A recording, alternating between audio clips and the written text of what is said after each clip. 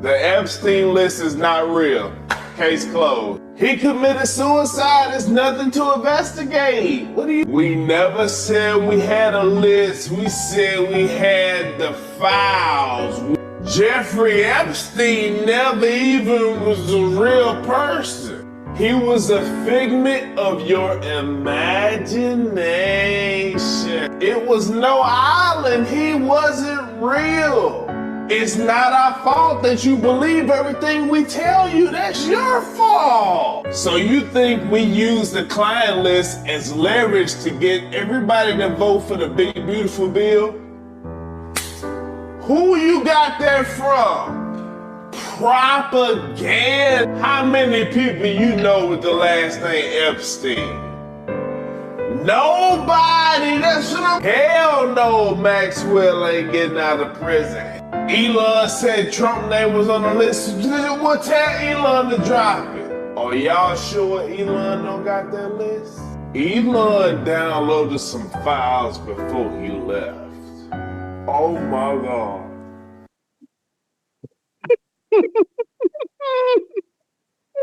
He was a figment of your imagination. It's not our fault. It's not our fault that you believe everything we tell y'all. What's that called? Propaganda. Bruh, Where did you find that video? Bruh, TikTok is a beautiful place.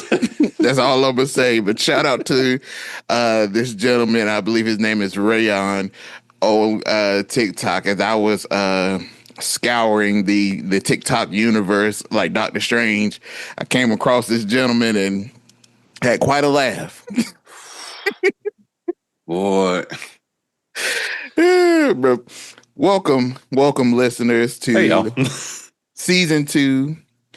Episode 28 of Pardon the Politics. I am your co-host, Jeezy, along with my brother and my partner in politics, Manny. My brother, on this fine day, how are you feeling? Bruh, I'm tired. Yeah? I'm tired. Yeah. For our listeners, I was telling Jeez before we hopped on that I cut my lawn yesterday, and in preparation for fertilization this morning, I had to scalp it down. Usually takes me about an hour and a half to get through my lawn. Well, because the grass was entirely too wet, it took me about 5 hours. And as I was doing that, I realized, I have an electric mower. I got the Ryobi with the good size batteries. Did that come with a rebate? One of those electric rebates? Look, I might need a real quick. get one. I felt like I needed one because I got about halfway through and all 4 of my batteries were dead. And that was hot. I was hot, geez. I was like, that's rough, brother. I almost went and bought a gas mower yesterday. Right. You gotta go to Old Faithful, brother. Gotta go to Old Faithful. Just keep it coming. Pause. Yeah, bro. But I'm doing good, brother. How you doing? Hey, man. I'm tired, but I'm okay, man. At the time of this recording, I'm currently in Buffalo, New York. I've been up here for a couple of days with the family. My wife had a family reunion, but I had the luxury of going over into Canada. And they let y'all back over? Brother. They let you in and back. Let me tell you, I want to give our listeners just a little test. First of all, shout out to Canada, bro. Shout out to Canada. Hey, America's hat. We got to the border, and I've never seen the most just happiest agents in my life. Everybody was so kind and so friendly that it felt weird. These people had guns. They were dressed just like Border Patrol supposed to be, guns and vests and dog for drugs and illegal things or whatnot. But it felt like a warm hug, bro. And I was like, this can't be real. You come to America, our border, they gonna let you know. They're gonna let you know. we already seen how they act. We don't have free health care. We got guns. So that kind of got my antennas going. So then we go to Niagara Falls, and we got on the boat. We went up to the Horseshoe Falls, which was an amazing experience with my family, especially my 5-year-old daughter, who just had we caught a picture of her, man. She had like the most, like, it was like a very detailed picture of joy on her face that I was like, as a dad, you get it, bro. You When live like, for those moments, man. all the tiredness, the 5:30 a.m. flight, trying to get her car seat on and off the airplane, not holding up the line, trying to get from terminal here to this gate. It just all was like, it was so worth it, bro. Oh, man. And she looked over at me, and because she didn't want to get on the boat because she was scared, and she said, "Dad, I'm not scared anymore. I did it." And she had this smile of joy and just yelled like, "Woo, man!" I was like, "Yeah, bro. This was a proud dad moment." But as I'm in the souvenir shop and I'm walking around, I'm noticing these Canadian people are just too darn friendly, bro. Like, it was a weird feeling. I got to the souvenir shop and I wanted to buy my daughter a hat, but then when I got to the register, I saw that there were hats behind the counter that were really what I wanted. And I asked, I was like, "Hey, can I switch for that hat?" And he was like, "Yeah, sure." And he was like, "Since I rung you up for the hat already, I'm going to just take it off." And he was like, "But when I print your receipt, I'm going to show you what I did." And I'm like, "No, you ain't got to do all that, because in America, ain't nobody about to do all that in a register." Yeah, He pulled out the receipt and was like, stopped what he was doing and showed me, like, "This is where it says this. This is where it says that." And he was like, "Does everything look good to you?" And I'm like, "Yeah. Dude, I get it. You took it off and you put the other hat on." But he was like, "I just wanted to make sure that you feel comfortable and everything is to your liking, sir." And I was like, "Thank you. You didn't have to go that extra mile, and I didn't ask for it. But just out of courtesy, he did it." And the last thing that I will say is when we got off the tour, because there was a lot of walking, bro. We walked a lot. Got that step count up. Oh, bro, my watch was going crazy. So my wife and daughter had to go use the bathroom. So I was waiting outside the place they were doing it. So I'm just, kind of leaning over the rail on my phone, just looking at stuff. And a guy taps me on my shoulder. He was like, "Hey, you okay?" I was like, "Oh yeah, I'm just waiting for my wife and my wife and daughter to come out of the bathroom." He was like, "Oh, okay. Well, I was just checking on you. You want any water or anything?" I was like, "What? What? Like, I don't know you." And I don't know if my reaction, like, he just kind of looked at me. He's like, "Bro, it was just weird." Okay. Like, he was just smiling, like, "Yeah, like, you're okay? You sure? You need any water?" I was like, "No, I'm fine. Like, I'm just sitting here waiting." But he just randomly came just to check and see was I cool. And I'm like, Canada. I started thinking. Did they see you? It's like, man, he's an American. And he's black. They going through. Let's just ray little sunshine and happiness. Maybe that's what it was, bro. But even down, like, you go to like an amusement park in America, like the people are like, "Move the line, move the line." Bro, nobody said that. This guy was like, "Hey, are you all together?" He said, "Cool." He said, "Well, when this group goes, I'll make sure to do this so that I can keep your group all together." Like, and then he was like joking with us and talking to us. And I'm like, every last one of these people are like this. And I'm like, either this is just some like, this is the way that Canada is, which I could be wrong. Maybe they are that way, or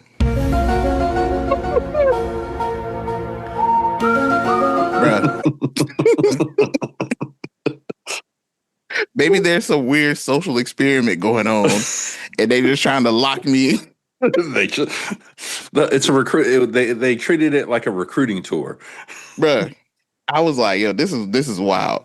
But we did, and just so I can end it here. But we did end up in Niagara Falls, going over to the Underground Railroad, a museum. I was like, Niagara Falls. The Underground Railroad. This is Railroad definitely not an amusement park. Definitely, bro. I'm not even gonna get started. I can take that way left, but I'm not.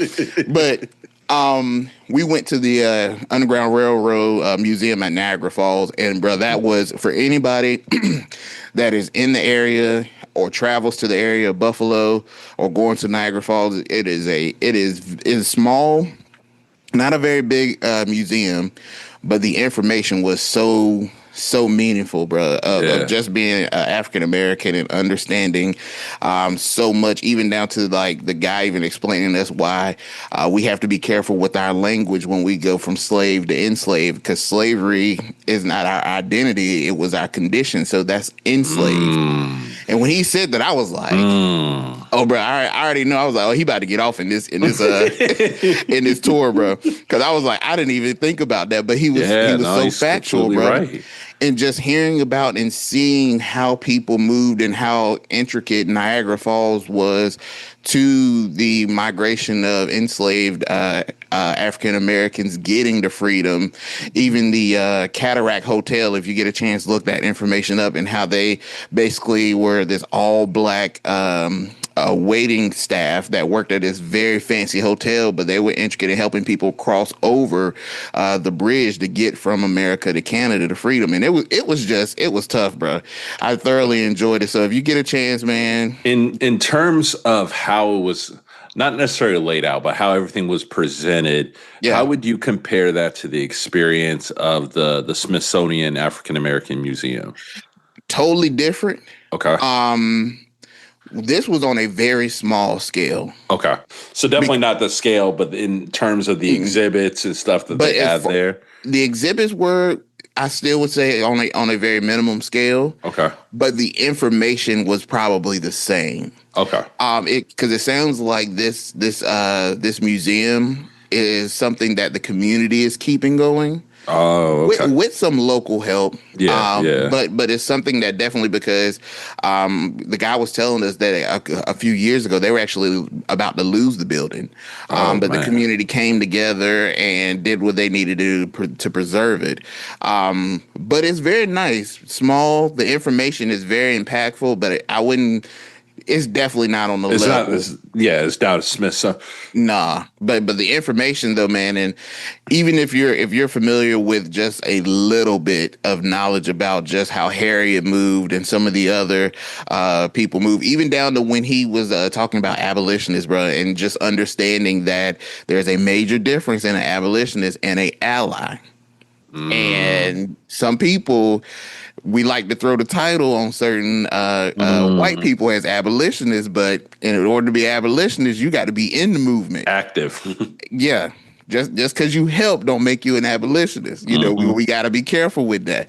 So, yeah, man, it was dope, man. I definitely told my wife we got to come back, and we may be, depending on the landscape of America, Canada might not be a bad place, bro. Well, let's grab all the white, take a league trip down there with the kids. Yeah, bro, we gotta take a trip, man. That boat ride was amazing, and I definitely didn't get to do a quarter of the things I wanted to do in Canada. So I'm definitely gonna be back, and even just crossing over the border was very, very smooth. You know, even when we got back on the American side, they were like, "Hey, did you enjoy your time? Did you so and so?" And I'm like, "Yeah." Like it was almost like they want you to come back. But I did get this. And I was looking through the gift shop. They only had one left. And I did give me one of those pins that got the Canadian flag and the American flag, like the one that Trump wore. Yep. That was the only thing that I wanted to make sure that I got from the souvenir shop. I was like, I need one of those pins, bro, so I can have to put on my bag for work, bro. But yeah, it was a great experience, man. We're actually heading back at the time this recording drops. Oh, nice. We'll be flying back in the home, the great state of North Carolina, and resuming our normal activity. So yeah, man. Well, hopefully we won't be underwater. Bro, yeah. I'm about to say, yeah. What's going on at home, man? Bro, the rain, and rain. That tropical storm. And, shout out to the weather forecasters that, in a previous time would have been able to look at, meteorological data and actually make a good prediction. But that tropical storm came over, blew through South Carolina, got to North Carolina and said, "Oh, this is nice. I think I'll stay here a little bit." And just dropped rain. So big flooding in Chapel Hill, in Durham. I saw the videos parts of Raleigh, in Carborough. Nowhere on the scale of what they've seen in the devastation in Texas. Yeah. But it was a lot of rain really fast. Bruh. So, if you keep digging into the details of like this last week, there was a lot of flooding, all in random places. I think the count was 4 different places in the United States saw 1,000-year flooding events. Wow. Same weekend. So That's crazy, the bro. chances for any area to have a 1,000-year flood in a given year is 0.4%. So the fact that 4 different places had that all in the same weekend, wild. Bro. What I'm is just saying. Al Gore save us? What's going on with the climate? Bro. It's wild times, bro. Yep. Well, on to some other wild times. I got something for you, brother. I got a man. question. When you mix together Epstein conspiracies, a Trump administration loyalty test, and a DOJ memo that tells you move along, there's nothing to see here, what do you get? Pam Bondi's last 6 months. I don't know, brother. You get Avengers, MAGA, Civil War. Boy, yes. Yes, you do. The characters are starting to line up like Civil War, bro. Like Avengers Civil War, just the MAGA edition, bro. It's getting out of hand, bro. And I won't play the full clip of this. But in the great universe of TikTok, there's one more song, because I love music, bro, and I'm not gonna play it because this guy gave a full song and it was good.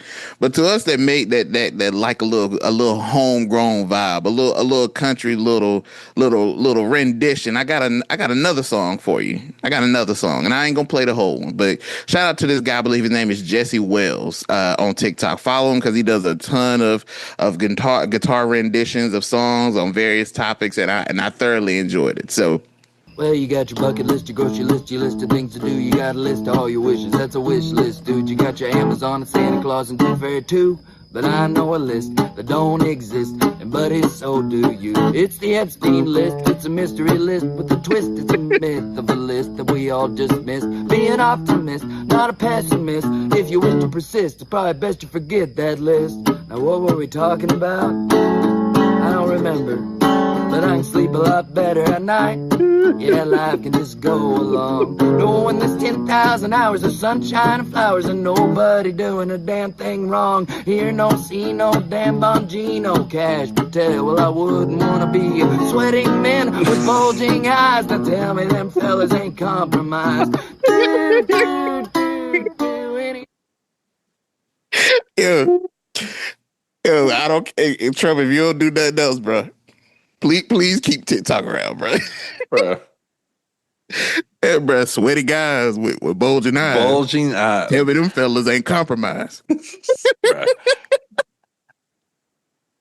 Bro, we have such talented people in this world. We're so talented. That can just drop content like this at the drop of a dime. That I'm grateful that I get this, brother. Not just get it, but freely. I don't have to pay. Right.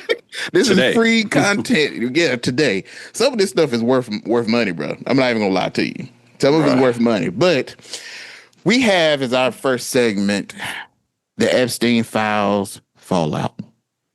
And bro, it's getting a little tough.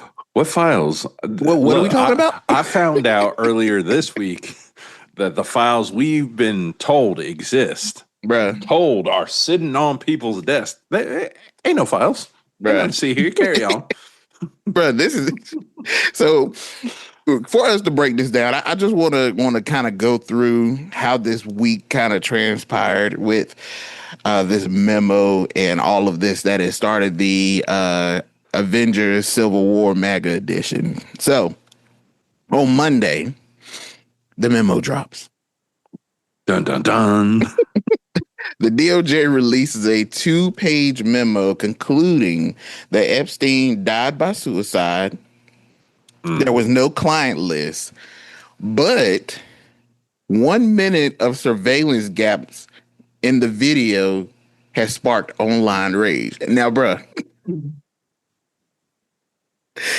first of all, You told us that when questions were asked, we were told that this information was there and They it seen would it. be released. It was told of us that it was on Pam Bondi's desk, and now there's nothing to see here. And when the video footage comes out, why is there a 1 minute gap that is missing, bruh? My favorite thing about the video is not the actual video, but like the concepts around the video. Yeah. Is that allegedly they use Adobe Creative Pro to edit it. And to which I'm just like, oh, they use the same stuff we got access to. Why is our government using the same? Why are they using the same thing? We use Signal. Why is the government using Signal? We use Adobe. Why are y'all using Adobe? Y'all is there nothing better? Nothing? Where, bro? Go ahead, brother. That was my favorite part. And oh man, the fact that it was done with the audacity, bro. Yes, yes. They're like, this is what it is. Yeah. And look, we say a lot about the MAGA crowd on here, but I'm going to salute them. Oh yeah, because one of the things that I hit a lot of people in politics on is their inability to stay consistent with their belief structure. Yep. But on this one, there wasn't no folding. They're like, oh no. Y'all did this. Bruh, I always thought that there was no threshold for MAGA. It could go wherever they wanted to go. But the fact that they pulled that Leonardo DiCaprio where they sat up and did that little like not this time. I thoroughly am enjoying this. I thoroughly am enjoying them standing on business. And I'm so in my head, there's a couple things that could happen here. Okay. Because from where I stand, I 1000% believe it's there is a list. Let me be clear on my stance here. I believe there's a list. So where either it's going to be hidden and around, when we hit 80, provided Jesus ain't come back by then, we'll get the list. I think there is a chance that the list has been deleted. It's been deleted. Woo. Bruh. God, I wish I had that queued up, bro. It's been deleted. It's been deleted. I also think there's a chance. I like the Elon Musk theory that he has. Because, look, as much as we hate on Elon, he's told very few, when he says things like this, he's told very few lies. Yeah. So when he came out and said Trump is on that list, I feel like he was giving that from firsthand account. And I've seen it with my own eyes. Yep. And he never came, even when they had their little feud, he came out and was like, okay, I did say some stuff that was kind of out of hand. But we didn't get any clarification. Was one of those things that whole Epstein list. And I do believe we've seen the footage of Trump. First of all, Trump act like he denies even knowing, like he ain't never even I ain't never seen him. I'm like, sir, this photo right here, y'all. We have video footage of y'all in a room with white women dancing, you pointing and talking, all in his ear, and you don't know him. Now he might not remember him because he might have been, he might have been on that white horse. But I certainly don't believe that a man of this caliber, of Epstein and Trump at the time, didn't have any crossing whatsoever. Right. Now, if there is a chance, and it's been rumored that there's people like Bill Clinton that could be on that list. If Bill Clinton on that list, I know darn well Trump on that list. Oh, most definitely. But there ain't no way in the world you ain't gonna convince me that Bill ain't take that flight. And Trump sat back and said, Trump, you closer. You down there in Florida. That's a quick flight for you. Hop on the yacht. Take it. You could take a helicopter. Bro, you ain't gonna convince me, bro. But with this hard shift, on saying that this had happened. We've seen a lot of footage where Kash Patel talked about the list. Right. There's a lot of MAGA heat, and a lot of his people in his administration that acknowledged that there was a list. So when you have a shift like this, I'm curious to think, what did the administration think this memo would do? Well, did they think that obviously you can't keep going on and on about something and then just act like we're stupid and say, oh, no, it's not one. Everybody just move on. And then you have Trump that's like, are we still talking about this? Are we still talking about this? Why are we still talking about this guy? This guy's dead. Why are we doing this? It's like, well, you told us this happened. Now you're telling us it didn't happen. And it's almost like you're trying to play us like we're stupid. Well, Which yeah. he is. Yeah, and like let me play this clip for us. Okay.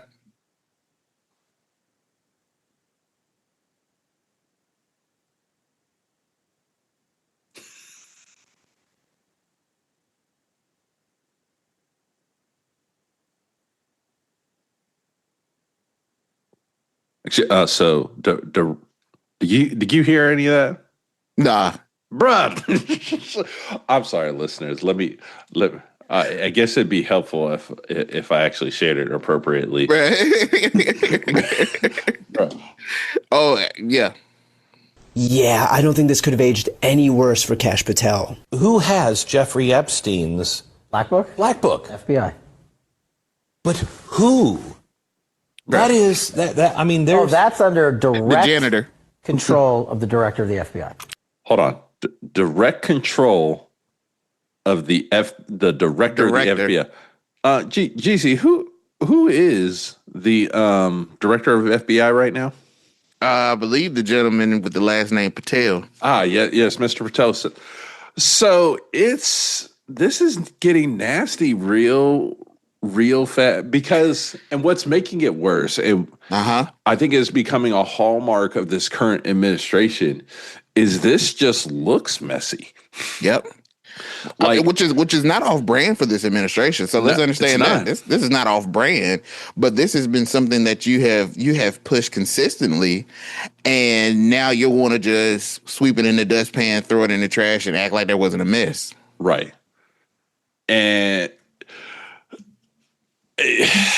I don't know what happened, because does the government keep stuff from us? Oh, Yes, absolutely. But usually it is a consistent flow of information. They all get together and in one room say, this is our stance. Yep. No one's going to deviate from this. But when you talk about this for years, Yep. This thing exists. Well, this is what happens when you get characters in a room that have alternative motives, and they're all for their own personal gain. All of these people have their own motives of what they're trying to accomplish in the position that they're doing. They speak loyalty to Trump, but there is loyalty to me is loyalty with an asterisk, because there has to be something that it plays into it for me. Now, because at the end of the day, when we already know that MAGA's gone once Trump is gone. Unless Eric or somebody else, Don Jr. or Barron. First off, we're going to take a quick segue off of here. The only Trump that I think has any ability to inherit the Trump crown is Ivanka. Facts, big facts. Because and I mean, and when I say that, I believe inherit it and actually make it better. Right. I think that if any one of them can do anything better, it would definitely be Ivanka. She seems to be the one that have the most sense. And better is subjective. It's very subjective. When we say better, we mean like actually run it like a functioning organization any ability that her father was able to. Yep. Now, Eric and Donnie probably just use that to sell more cell phones, bruh, and gas station honey packets like that. That's what they would. That's what they would use it for. Bro, Trump selling Blackberries, bro. Anyway, but with this is almost in the sense of this administration is. The messiness is starting to come to a head. There's only but so much mess that you can carry on without it boiling over into something that is going to play out before our eyes. And I think this is what you get with a Trump administration to the degree that we didn't get in the first administration. The first administration had, just to use it for the sake of conversation, there were professionals. Yeah. There were qualified people in these rooms that understood not just their job responsibility, but the integrity and role in which the administration played both internally as far as behind closed doors, but also what that administration looked like to the American people. And foreign as well, too, because this messiness doesn't look good. If this is what we see, imagine what happens behind closed doors. Well, and to this point, I think it's getting to Trump, or he's at least realizing that he's got himself a situation that's starting to boil because facts. He put out a truth. Bro, that long. Bro, that long. Bro. Do you think Trump really tweets? Absolutely. Okay. Absolutely. I thought so too, but I don't know an AI or a person who could put these strings of letters and words together. I get a headache reading Trump stuff. It got to be short for me, bro. Bro, he said we have a perfect administration. The talk of the world. And there is one thing there that is the truth. And there is another that's a lie. That is a lie. Someone told a lie today. We have a perfect administration. Perfection is not a subjective statement. Now remind me if I'm correct, because I don't have the tweet in front of me. Did he capitalize perfect? Bruh, capitalize all the way through. Okay, because I've learned that if Trump capitalizes something, that when he places that emphasis on it, that's the lie. That's how you get it. That's the lie. Those are the points that he wants you. And I feel like he also does this. And I'm trying to learn Maganese, but I believe in Maganese. When you read it, if you only read the capitalized parts, that's the belief that they get. That's the Maganese. They only see the capitalized words, and if you put them together, that's the understanding and the approach they get. So they don't read between the lines, they just read in the lines that are capitalized. Hold on. Now we're gonna try. I got you on something, bro. Fantastic job, MAGA. Perfect. The talk of the world. Mm-hmm. Mm-hmm. Come on, walk with me, brother. Walk with me. Yeah, look, I'm telling you. I can't argue with it. I'm telling you, bro. I'm telling you. But here's one thing. There's one thing here that is definitely not a lie. We are absolutely the talk of the world. Oh, big facts. But the fact that he saw this, saw the situation, and came out and said they're all going after Attorney General Pam Bondi, who's doing a fantastic job. Another lie. I mean, well, no. It's subjective. She is because she's doing everything that he's telling her to do. Yeah, and I hate to take us on an exit right now, but I got a question. Here we go. I saw a report that Pam Bondi let go of some people at the DOJ. Yeah, everyone is mixed in with the previous Trump administration investigation. Mm-hmm. Now, if I work and I'm asked to do a job, I'm doing what I'm supposed to do. Mm-hmm. Why? Or maybe they do, but do the American people not see a problem with how that looks? Right. Yeah. Do we not see anything wrong with that? Because why did they get fired? And if it's because they investigated something that they were told to do, then what are we building the Department of Justice to be? Just to do the bidding of the administration? Bro, is that... No, it's not. But that's where we're at, man. Why do we think that's okay? Or not we. Why is it that MAGA thinks that's okay? That bothers me, bro. This might end up being ultimately a trigger point. I think we will look back, and this has the potential for being a real trigger point. for what happens over the next 3.5 years. Bruh. Jesus Christ. I'm just shocked that we're here after 6 months. Bruh. So tired. So tired. Because, and shout out to Bongino, coming out there and taking Pam Bondi to the coals. Oh yeah. Talking about shielding the elites. And that happened.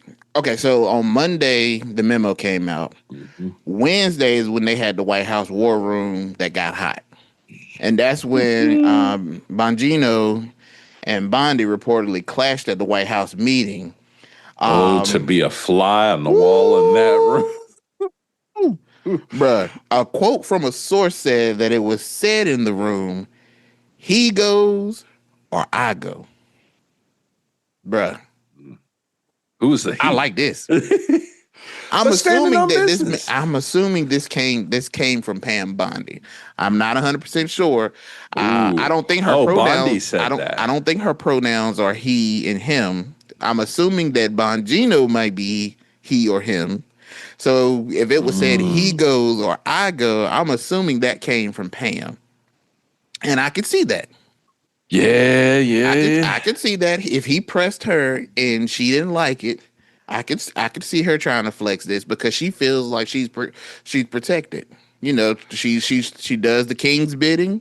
So when I'm questioned for doing the king's bidding, we all done seen Game of Thrones. Come on now, we know how the hand work when you the hand of the king. Yep. No, you don't come question me. But it's like in politics, you can work with someone like Bongino. Yeah. Because if I know your belief structure and I know your thoughts, and I know you're going to hold firm to them, then I can use that to execute and find common ground that we can figure out and navigate around.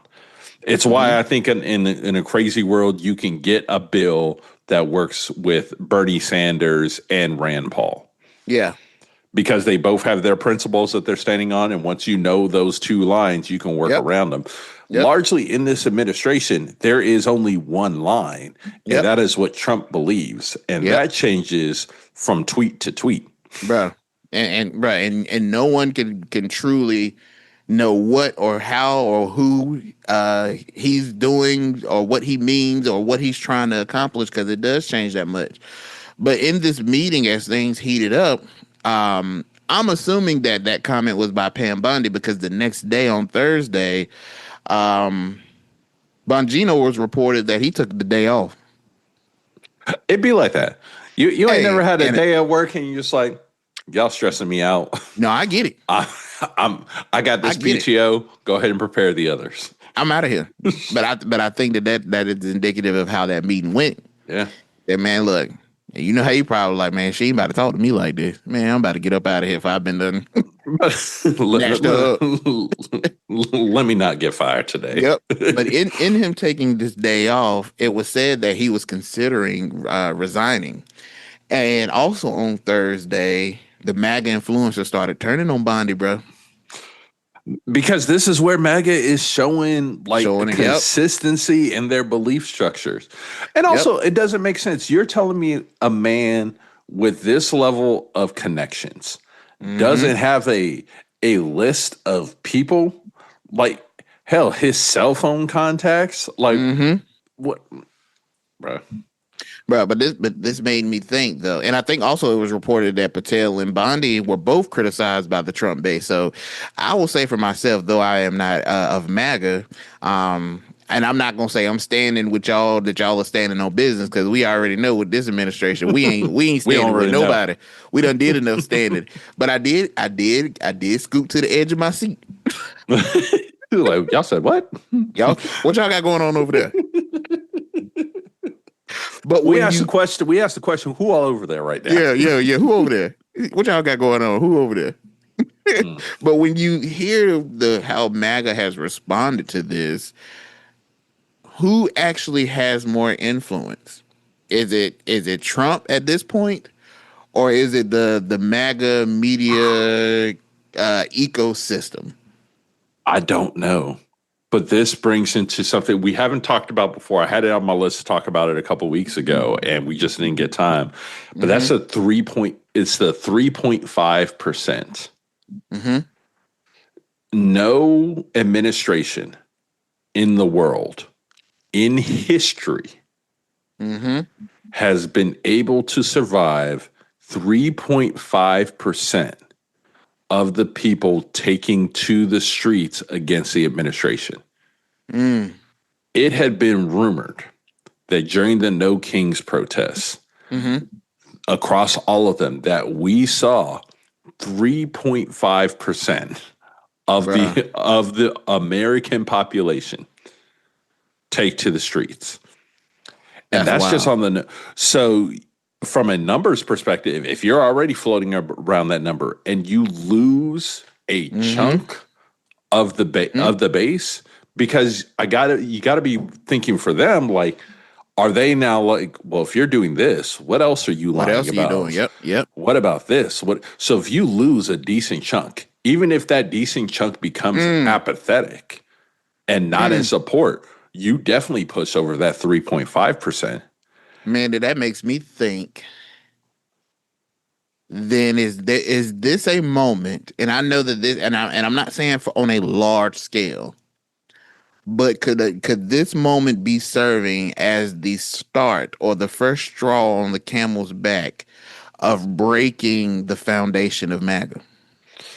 I think you see that. We already knew that there was a crack coming because yes, sir. We already saw it coming because Trump can't be here forever, theoretically, right now, according to the current constitution that we're operating under.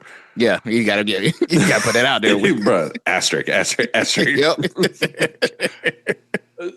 But it could be, bruh. It could really be, and not only that, you're seeing in the administration people starting to run a little bit wild.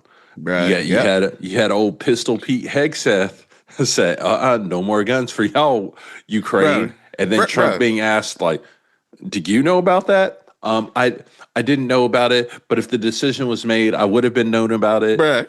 But the decision was made, and you just told us that you ain't know about it. Bruh, hold on.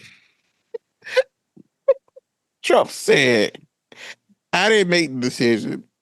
But had the decision been made, then I would know about it. And the man that made the decision sat there with his lips tight as all know what, not saying a word. Somebody in his head, that the saying that, hey sir, if you connect your top lip to your bottom lip, you will shut the hell up. Bro, that's like you being a kid, bro. It was like, no, that didn't happen, but it had happened. I would have known about it. And you know that you did it. You like, Let me just be quiet. Why did Pete Hegseth even do that? Bruh. Anyway, bro, this administration's wild. And are we seeing the unraveling? And I think we could. I think so, brother.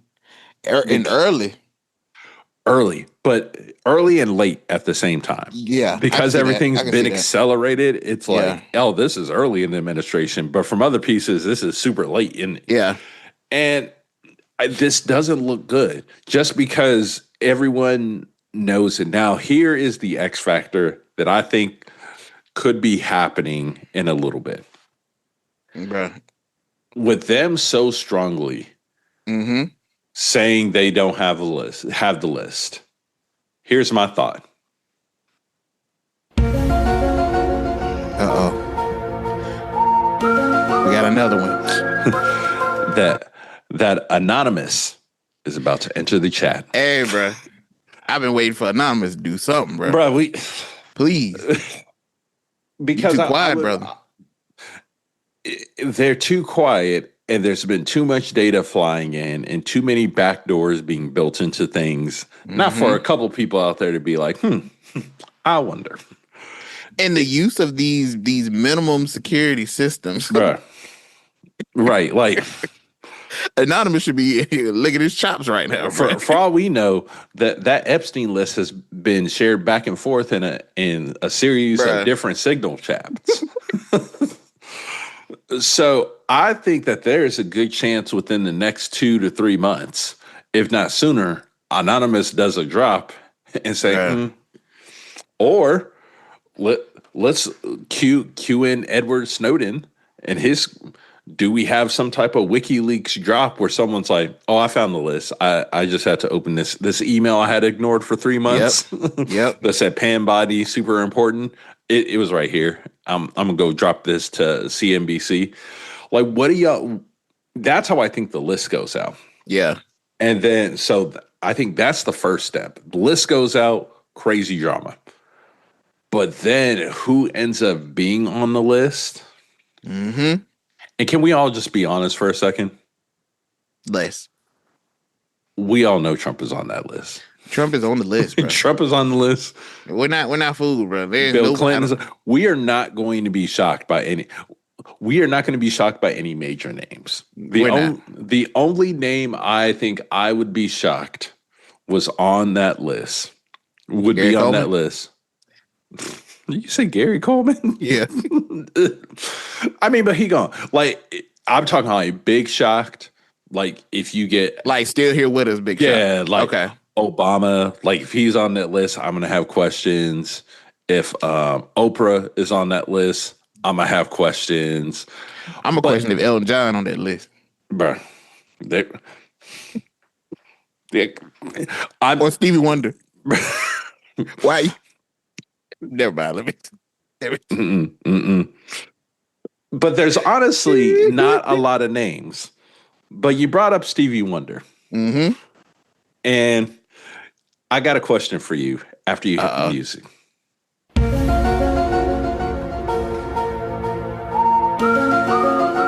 Right.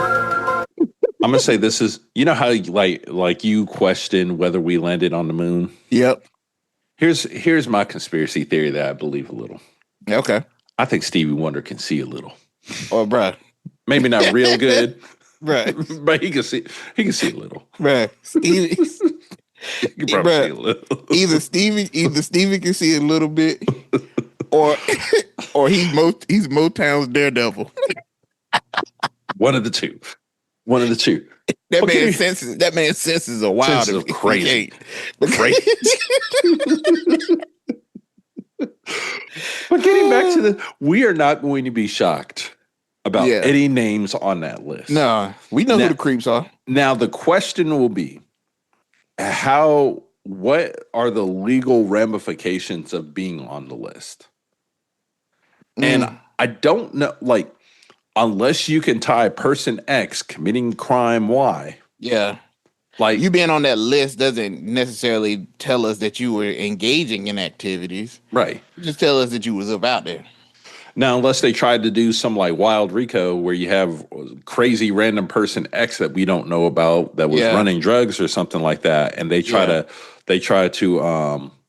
pull a RICO that has Clinton and Trump on it. But it's kind of like the same thing like we did it, bro. Just because I might have been at a party don't mean that I had baby oil on my back. I mean, I could have just ate some wings, chit-chatted, and I could have went home. Yeah, I just came to get some of these lemon pepper. Yeah, the baby oil is from 2 to 6. I was gone at midnight. I mean, I was at the party, but hey, I mean, I was there. So it's like not individually incriminating. It's just a bad look. It's just a bad look. It's a real bad look. Unless it means they go maybe start that's why they don't deeper. want the list to come out, because it could be because I understand what you're saying, but then also it definitely looks a lot more hairier if the frequency of your travels out there, because now we might not have known what you did, but now you were out there every other week. You're like, bro, from 2020, from 2005 to 2006, you your frequent your little Epstein earn points a little high. You'd have been out there a little too much. Bro. Is Diddy on that list? Probably. Well, I feel like if Diddy was out there, then the way his trial is going, I feel like basically just exposing him.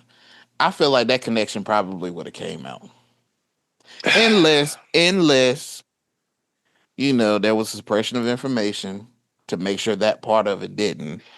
But if they knew that he was traveling and bringing all these prostitutes and they knew how he was moving. I'm sure they seen all his other flight records.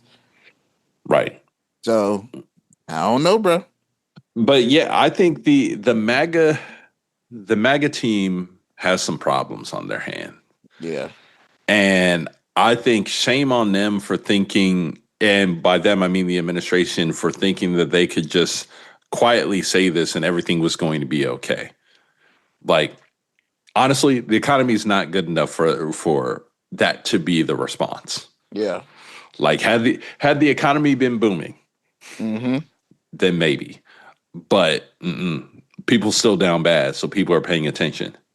Definitely paying attention. And I think that, what you said earlier, which the tweet that Trump dropped, what do you call them on Truth Social?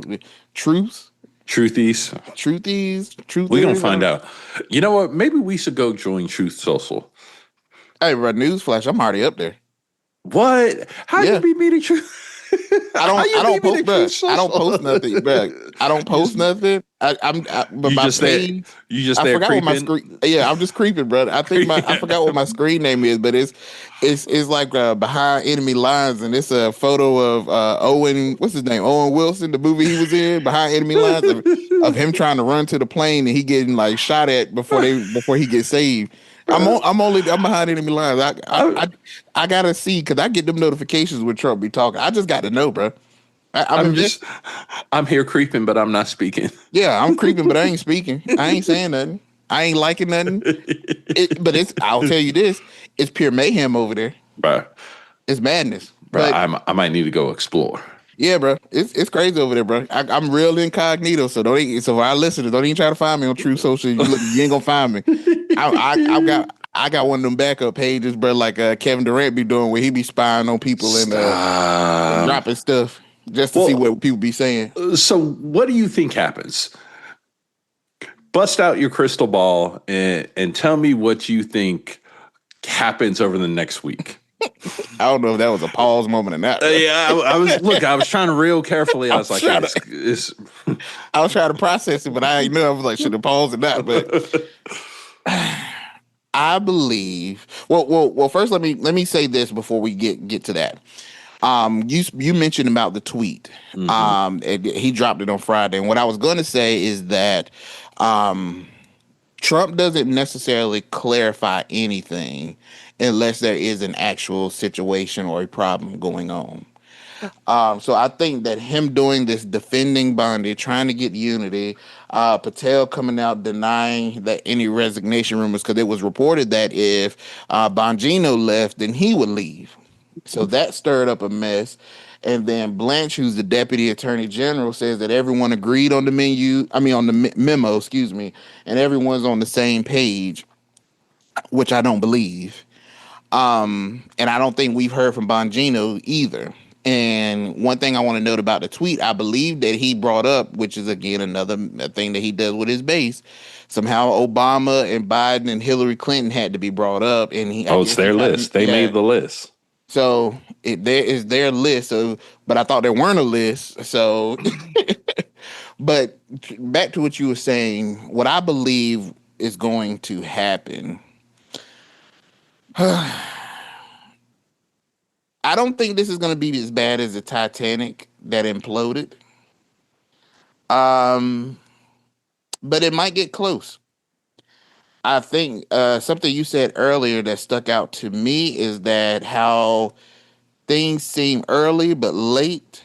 And when I think about that, that to me speaks of an imbalance and how this administration lacks stability on the minimum of scales. This should not be this big of a situation. To Trump's point, but he created the chaos. I don't even know why we even still bringing up Jeffrey Epstein. I mean, I know why, because you brought it up. But you drew attention to it. But you have so much more to be focused on than worrying about this narrative that you created. But when you create chaos, newsflash, you still got to deal with it. Right. Just because you sow the seed of chaos doesn't mean that you don't have to harvest that crop. You still planted it. You got to do something with it. And if you don't do something with it, something much worse will come behind it. If you let a problem sit and fester long enough, it's going to be a bigger problem. It's going to be a bigger problem. And I think this is the first scenario, the first phase of that happening for this administration. And I would be interested to see if they come out unscathed because, like I said earlier, you have a lot of individual motives. So then when Kash Patel decided to go sit on Joe Rogan's podcast, how does he address this? When you have Bongino who's talking on Fox News, how does he address this? When he knows what he said, do I tuck my tail between my legs and I look like a liar?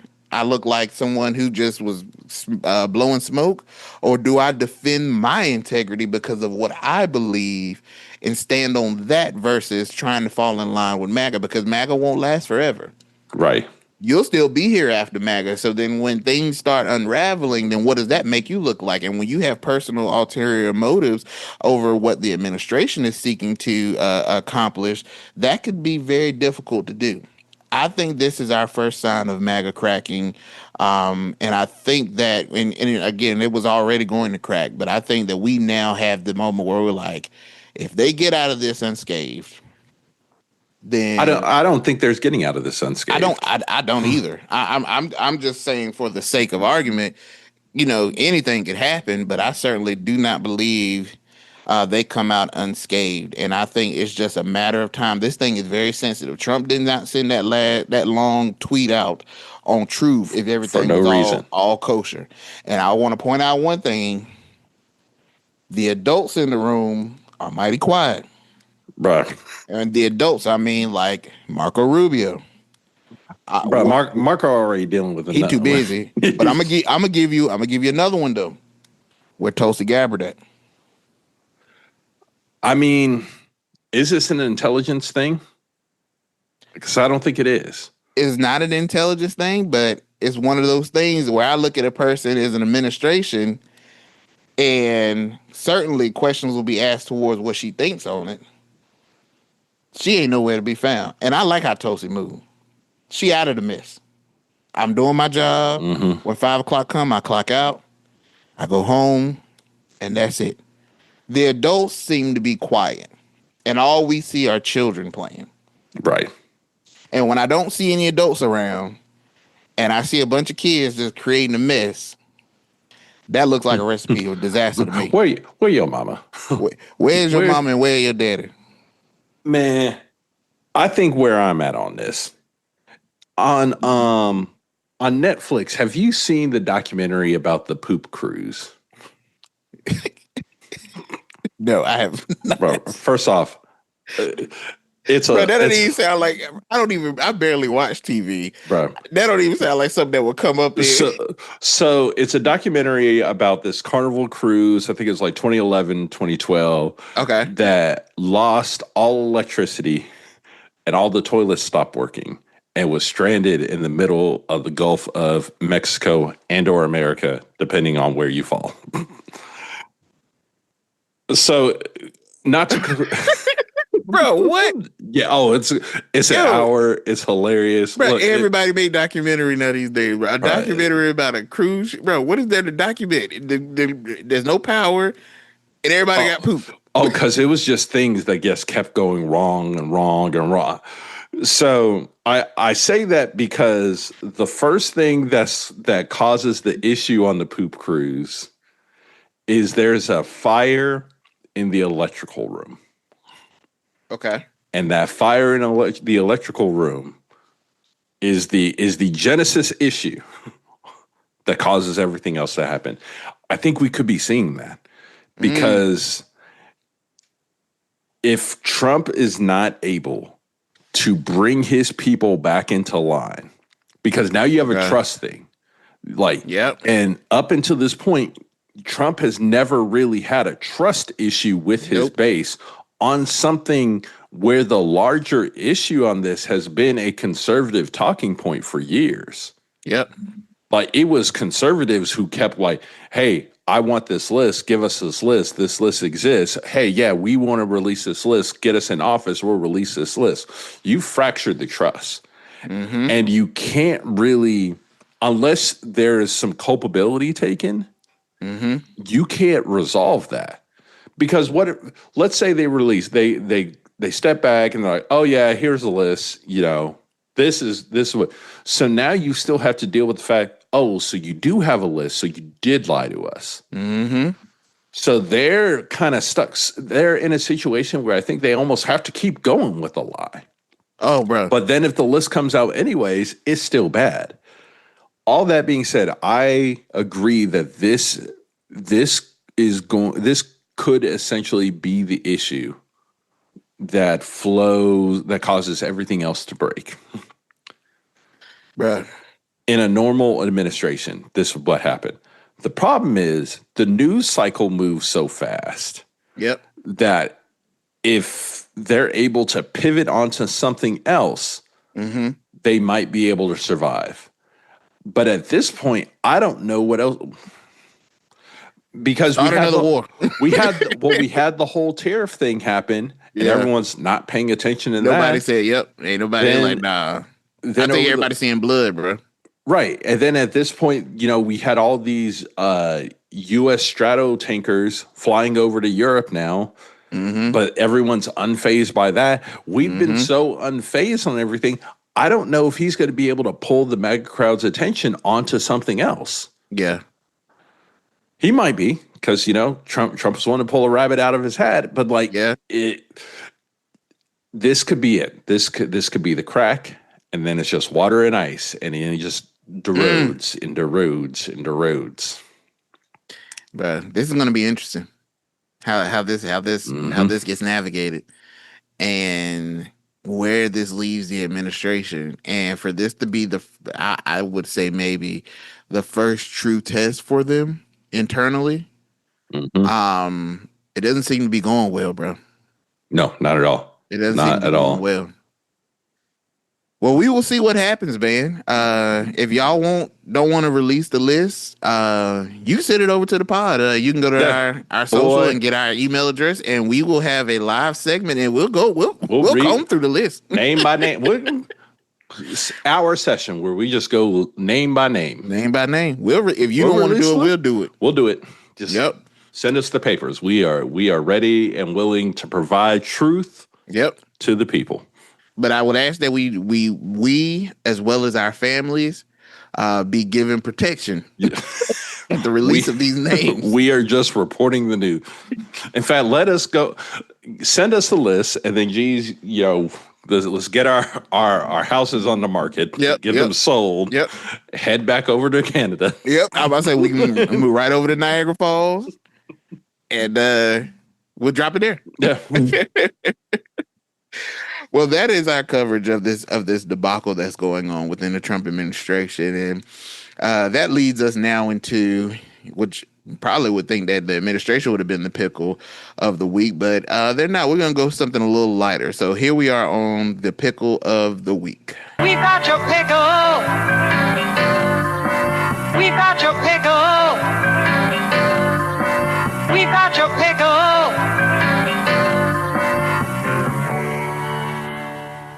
All right. Our pickle of the week. So it's going to be something simple, but I thought it was quite funny. But we're going to go to Texas. And no, this has nothing to do with anything with the storms that have happened down there in Texas. Although I do want to point out that if I remember correctly, I saw a video floating around where in Texas, they denied the federal funding that would have provided what they needed for their weather station, that they could have upgraded the things they needed, but they wanted to turn down the Biden. I mean, we have that. We have that camp submitting waivers to continue to be where they're at for their structures. Prayers to the families out there, as I think the number is climbing in excess of 200 now. Bruh. Prayers to them as they continue to clean up and try to put back their lives. Yeah, because that's wild. And when you hear certain information like this starting to come out, it definitely can allow tempers to flare and negative emotions of upset, madness, anger, those things kind of fuel, and that's not what's needed right now. But certainly you hate to hear those things, but that has nothing to do with my pickle of the week in Texas. It's more related to Angela Paxton. She's not the pickle, but she brought the pickle to the brine. Angela Paxton is a Texas state senator, and she's the wife of Attorney General Ken Paxton. She is officially filed divorce from Mr. Ken, and I was gonna have a good song for him, but I decided to let my brother live, as I'm sure he's dealing with the loss of his wife. Not in the case of what you would think, but this personal split is unraveling one of the most controversial political partnerships. Now, if you're not familiar with Ken Paxton, he is not a new individual when it comes to the pool of scandal. They've been married nearly 40 years, and she has been his most biggest. Shout out to her. She's a good wife. She has held him down in nearly 40 years of marriage as he has went through some of the most scandalous things politically during his tenure. And she has been one that has always defended him through all his investigations, but now that person's cutting ties. And just for a quick recap on his baggage, he was indicted back in 2015 on security fraud, and yes, a decade ago, and he still hasn't gone to trial. There was a whistleblower allegations in 2020. Senior aides accused him of bribery and abuse of office, leading to an FBI investigation. He was impeached by the Texas House, and this is crazy, man. He was impeached by the Texas House in 2023 over those same allegations, but nearly escaped removal in the state Senate, where, guess what? His wife, Angela Paxton, recused herself from voting. Okay, well, at least she rescued herself. But she didn't leave the chamber, preventing another senator from stepping in. I'm not going to vote, but I'm going to sit here. But I'm going to sit here and vote. And ain't nobody else coming in here to vote that might vote. And then there was the alleged affair. Reports tied to the whistleblower complaint revealed that Paxton allegedly had extramarital affair, which critics said added weight to the abuse of his power allegations, particularly if favors were exchanged in benefit to his alleged mistress. So he lost his wife. Angela's gone, his biggest supporter. So when we look at this for Mr. Ken Paxton, can Ken survive politically when his biggest defender is walking away? And with this, is this a sign that the GOP in Texas is preparing for a post-Paxton future? I mean, it would be wise of them to prepare for that. Jay might be up. Look, it's never good when anyone goes through a divorce. Now, doing that while you're trying to run for office. Yeah, because he's going to I think he claimed that he's going to run for re-election in 2026. Mm. He might be in a pickle, brother. Oh, he's definitely in a pickle. When your wife is your biggest supporter, biggest defender, and she said, "Nah, I can't do that no more." Now the question is she going to step back and be neutral, or is she going to go help the other side? I think that will like determine scorn, brother. That will determine the intensity of the brine, bro. Yeah, bro, might be a little more sour than normal. These pickles got a little kick to them, but it could very well. And I think when you see, I've seen reports that could be round 2 again with George P. Bush. Oh, okay. Look at him. He been quiet for a while. He has. They say this might be his moment to come back in, bro. George P. But a lot of people are saying that him trying to seek re-election may not fare well for him because he loses his credibility as a conservative. Because with all the scandal and all the thing, now that I get it, that we all know that God is forgiving, but we know in the conservative landscape, they ain't. They love the Lord, but they don't. They say they love the Lord, but no, when you mess up, they don't believe in grace and forgiveness. But losing the image of a God-fearing, devoted family man could really hit hard for that angelical base, bro. And the last time that he went against George P., George P. Shout out to George P. and Pusha T. But the last time when they went in May of 2022 in their runoff, George P. only got 32%, while Ken got 68%. And largely, Paxton won, carrying roughly 2/3 of the vote. And it was said that he just couldn't crack that base. He had a very, very strong base. As far as what Paxton had. But now with all of these scandals, now that his wife is gone, now with all this information of extramarital affairs, when you keep stacking it up as much as he has, he's making re-election look very, very, very tough for him. So, Ken, you in a bind, brother. You in a pickle, man. You in a bind, my brother. It ain't never good, brother, to lose your wife, brother. I hate it for you. Well, I ain't gonna say I hate it for you because you did it to yourself. So I can't say I hate it for you. Brought it on yourself. You were doing. It's never the right time to say goodbye. But someone had to make the first move. Bruh, somebody, bruh. And Angela, shout out to you, because 40 years, you putting up with this man mess. We're gonna give you a shout out too, Angela. Mm-hmm. You put up with this man mess, you protected this man, you did all you can. Hey, you did the right thing to protect yourself and protect your peace and move on. And shout out to you, Angela. Man. Maybe you should come on over. Never mind. Okay. I was gonna say maybe you come on over to the other side, but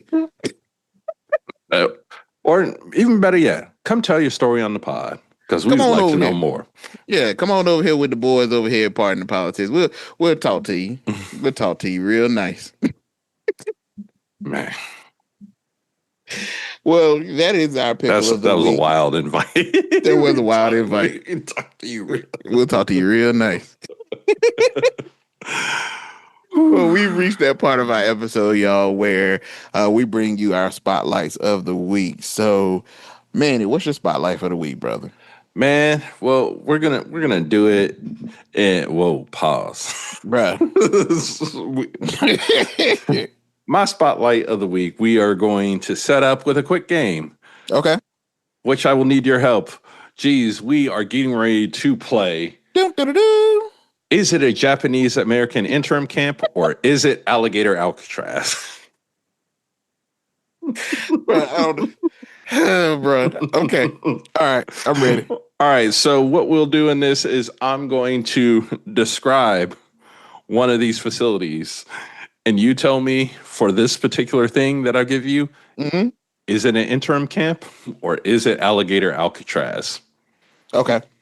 All right, we're going to start it off simple. Located in Everglades, Florida. Oh, that's Alligator. Okay, there we go. Set to hold 120,000 people. I'm going to say that's an interim camp. There we go. Interim camp. All right. All right. Chain link cages. That's Alligator. Yep, it's Alligator. Overcrowded. I'm gonna say Alligator. It's actually both of them. Well, I didn't know if both could be an option, but yep. Okay. Yep. Okay. This one is actually both of them. Okay. Inadequate medical care. I feel like that could be both too. But you would be correct. That would be both. Okay. Reports of spoiled food given to detainees. I want to say both, but definitely Alligator Alcatraz. Yes. Yes. I think you're noticing a theme, but we're going to keep going. I think I am, yeah. Rights. This one is about rights violated. Due process. Due process? Mm-hmm. Alligator. Both of them. Oh, okay. Let's see. And then the last one, oversight. Minimal oversight.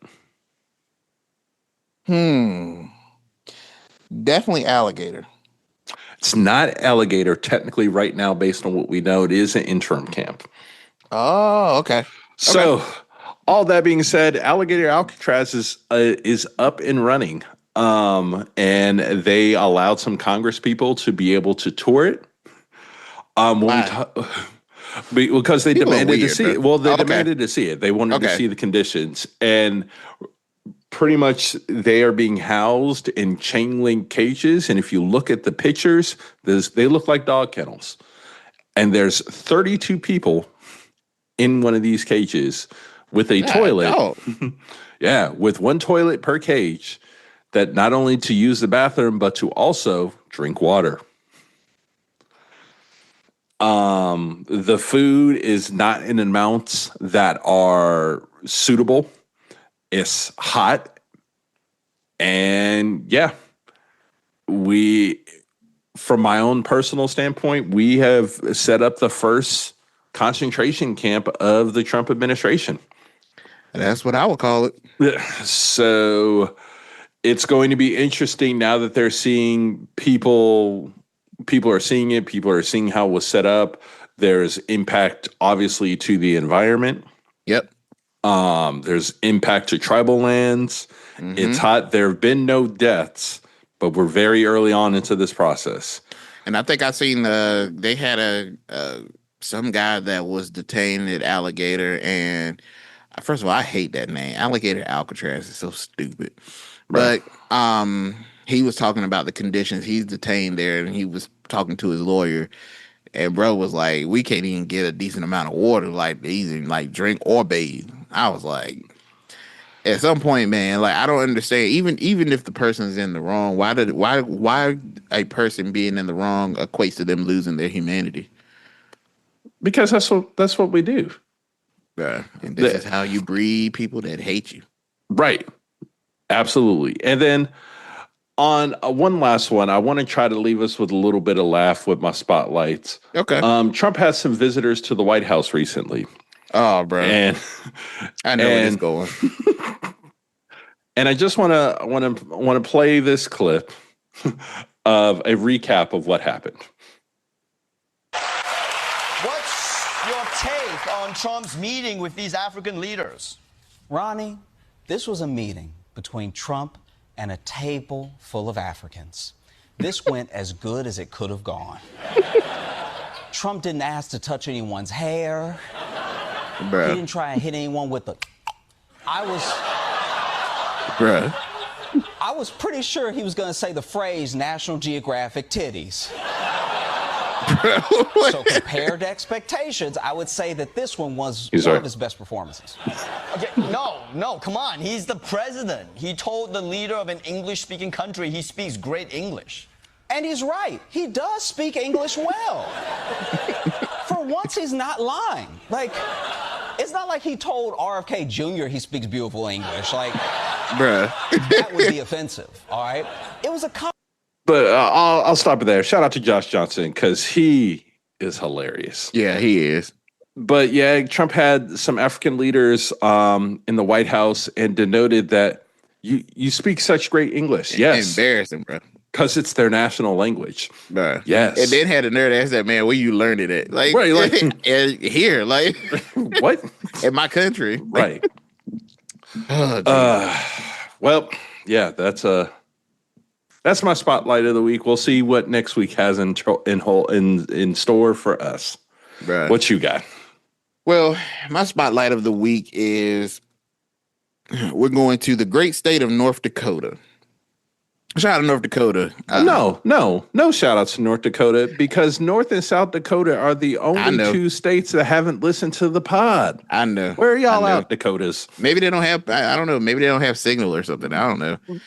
But if I give them a shout out, maybe we'll get one at least. Maybe something to flag that they'll get one. Hey, they're talking about us. Yep.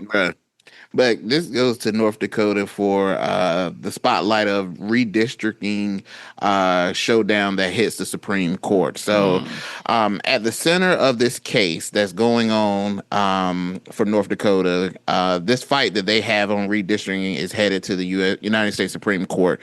And in this, their challenge comes from two Native American tribes, which are the Turtle Mountain Band of Chippewa. Spell check. Yeah. And charge it to pronunciation, not hearts. Yep. Yep. And then the Spirit Lake Tribe. And they're arguing that this redistricting is diluting the Native American voting power, which is a violation of Section 2 of the Voting Rights Act. A federal district court agreed, ruling that the redrawn map unfairly split tribal communities, weakening their ability to elect candidates of their choice. And North Dakota appealed, and now the case has leapfrogged to the highest court in the land. So when we think about this case can become another major moment in the slow dismantling of the Voting Rights Act, especially Section 2, which prohibits voting practices that discriminate on the basis of race. Now, in the Eighth Circuit Court of Appeals, they previously ruled, and this was a separate case that happened in Arkansas, that private individuals and groups can't sue under Section 2. A legal interpretation that, if accepted broadly, can gut most of the Voting Rights Act's current enforcement. But North Dakota has a dispute as being used as a potential vehicle of clarity or restriction in this question. And why I brought this up as a spotlight is the role that Clarence Thomas plays in this. Always. Bruh. I'll be glad when he get up out of there, and not in the way of death. I hope. I'm not I hope he retires. I hope he retires. But then that could be bad, because we could get a much younger person that'll wreak just as much havoc. But anyway, but Justice Clarence Thomas has long been vocal on his opposition of broad interpretations of the Voting Rights Act. In prior opinions, he's written that Section 2 doesn't apply to redistricting at all. And if the court takes up this case fully and issues a sweeping ruling, Thomas is poised to be yet another author of a majority opinion or the intellectual anchor behind it. So this is especially noteworthy as Thomas's influence has grown on the Roberts Rule in recent terms, often serving as an ideological North Star on issues involving race and the Constitution. So when we think about this, just a couple of questions to our listeners to stir the pot. Can this case further weaken voters' rights acts? What is your approach or your belief on voters' rights act? Do you think that you should be able to, when it comes to these redistricting of these maps, does this fall under Section 2 and you can sue over violation of Section 2? And when you think about that, also, is this a backdoor? Is this a backway door to limit racial gender gerrymandering protections without explicitly overturning precedents? I think that that's something that we should be looking out for, because I do believe that this redistricting is getting out of hand. Yeah, absolutely. I can understand in some cases where there's massive growth of population in certain areas, but I feel like that has been used mostly as a tool to sway or to oppress people in voting power in certain areas. So we should keep our eye on to see how the Supreme Court looks at this case, handles this case, because this could be implications of what we could look like going forward in our midterm elections, and even furthermore in the next presidential election that happens in 2028. So that is my spotlight, Manny. So don't know if you have anything to add to that. No. I mean, what can we add? Because it's all going to get decided up there. So, yeah. So, that's something that you would not think that there will be so much of picking over the rights of certain people when it just comes to something as simple as making your voice heard. But we see yet again that even in trying to get your voice heard, there's still some oversight that happens that you have to worry about. Is this hindering, or helping you to be that American citizen that does your due diligence? And I think that when you have things like this that constantly are in the sway, this is why you have the condition that people feel in our country about voting. Yep, absolutely. You would think it should be just something so simple as just going to exercise your right as a citizen, but when it becomes a topic of how you can even do that, some people may think, and a lot of people think, why even waste the time to do something anyway? When you feel like your government, when you feel like your country is finding ways to hamper it even meaning anything instead of enhancing it. And that just makes me think about what do we teach our children of this ability to vote? of this gift that we've been given, especially those of us that are that are minority, that have seen people fight for our rights, and even when those rights were given, having to fight further to make that right even fair and equal. Right. And then you see what's going on today. You know, how do we raise our children to see that when they become of age to vote, that this is something that they take pride in, when you also feel that there's opposition to make that process even harder than what it has to be. Yeah. So that's my thought on it, y'all. Man. We'll see what happens. So this is the conclusion of this episode. We thank you for tuning in. As always, to our listeners, we appreciate you. We thank you for just joining us, being a part of our community. Like, share, follow, subscribe, and wherever you watch our podcast, wherever you listen to our podcast at. Is there any topics or any discussion you'd like to hear from the boys? Let us know, and we will do our best to provide whatever context that we can. And I'm good, Manny. You got anything, bro? I'm good. I'm glad you were able to get it back over the border. Yeah, hey, bro, I thought they might pull up the pod and be like, "Nah, man, you can't come back." Well, look, I'm gonna tell you, if they were gonna keep me, I wasn't gonna complain. So as long as they helped me get somewhere to stay, I would have been fine. But yeah, man, I'm glad to be back, man. So and glad to be back podding with you, brother. So to our listeners, we will catch you at the next episode. Thank you for tuning in, and we'll see you then. Take care. Take care, y'all.